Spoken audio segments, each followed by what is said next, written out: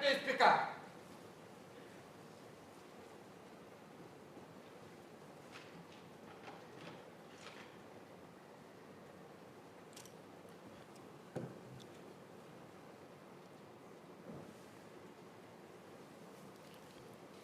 Order. Clerk will now read the orders for the day. Item 1, Bretton Woods Agreement Amendment Bill, second reading. The Prime Minister.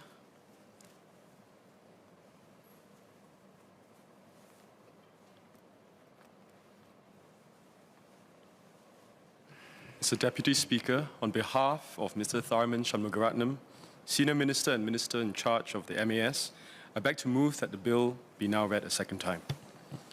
Sir, the International Monetary Fund, or the IMF for short, is a global multilateral institution with a mission to achieve sustainable growth and prosperity for its 190 member countries. It supports economic policies that promote domestic and global financial stability and foster the economic well-being of countries. The IMF performs three main roles in furtherance of its mission. First, economic surveillance. Second, lending to member countries. And third, capacity development. The IMF depends on its members to provide the necessary financial resources to carry out its mission. And the primary and permanent source of the IMF's funds are or is members' quotas. Now, this refers to each member's capital subscription in the IMF that is broadly based on the member's relative position in the global economy. Quota resources are supplemented by multilateral borrowing arrangements with member countries which are in a stronger financial position, such as the new arrangements to borrow, or NAB, and bilateral borrowing arrangements, or BBAs.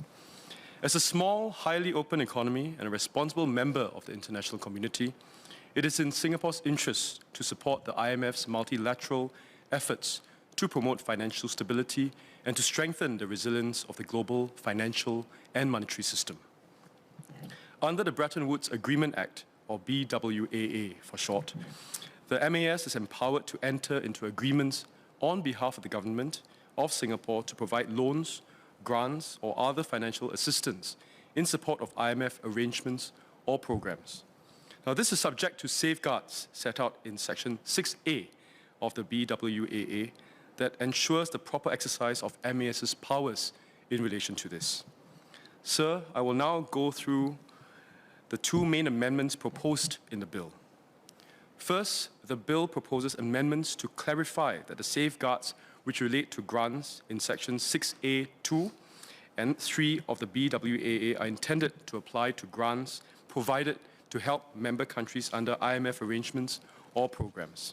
They are not intended to apply to grants provided to fund the IMF's offices in Singapore.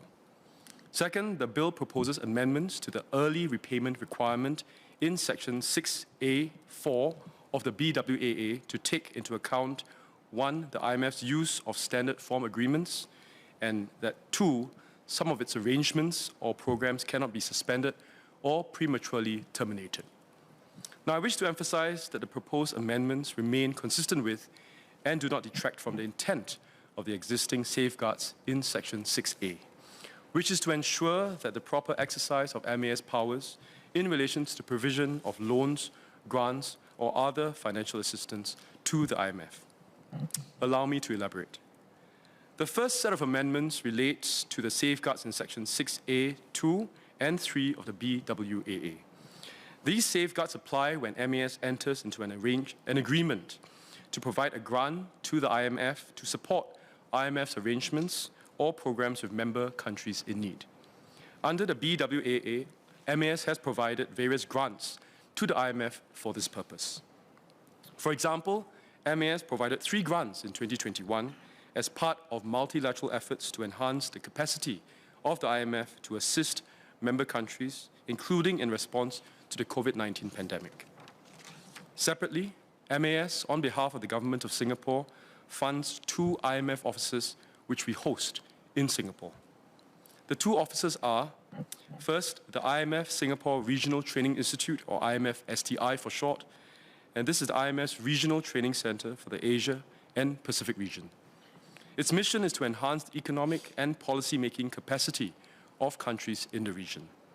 MAS co-funds the IMF STI with IMF, our Ministry of Foreign Affairs, as well as the Government of Japan.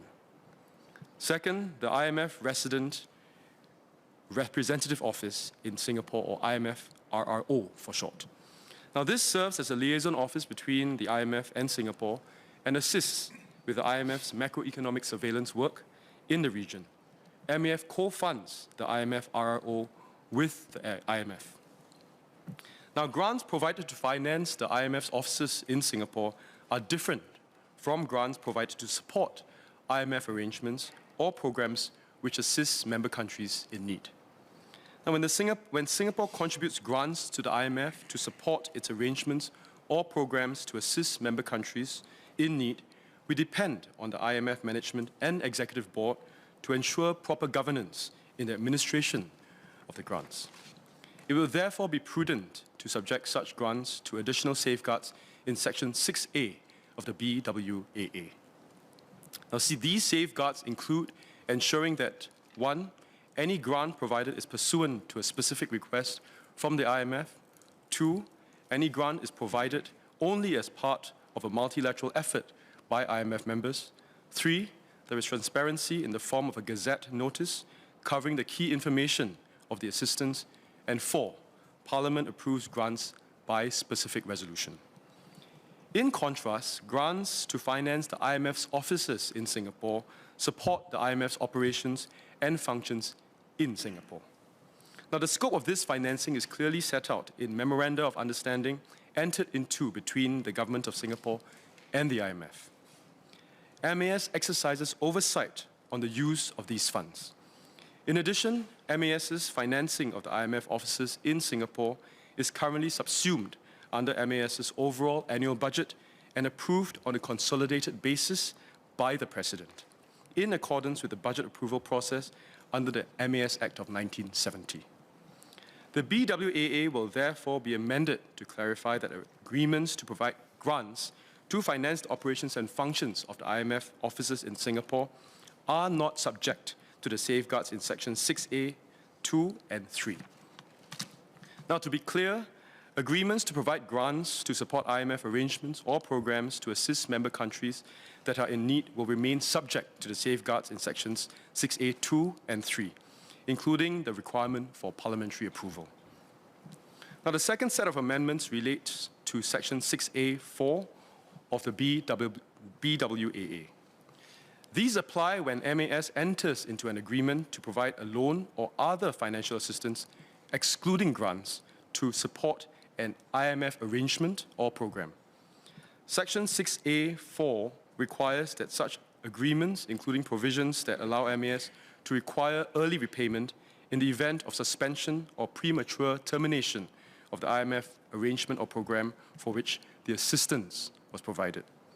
Now, this early repayment requirement is in addition to existing provisions in MAS's loan agreements with the IMF, which oblige the IMF to immediately repay the loan in the event of a balance of payment need in Singapore. The intent of the early repayment requirement was to provide additional assurance that MAS would be able to recover its monies from the IMF even if we have no balance of payment need. In practice, however, the IMF is unable to accommodate requests from MAS to include this early repayment requirement in IMF arrangements or programs, which are multilateral in nature and use the IMF's standard form agreements. The IMF is required to ensure uniformity and equity of treatment by all contributing members and cannot provide for early repayment to any one contributing member, short of a contributing member having a balance of payment need. The IMF has also indicated that certain IMF arrangements or programs cannot be suspended or prematurely terminated.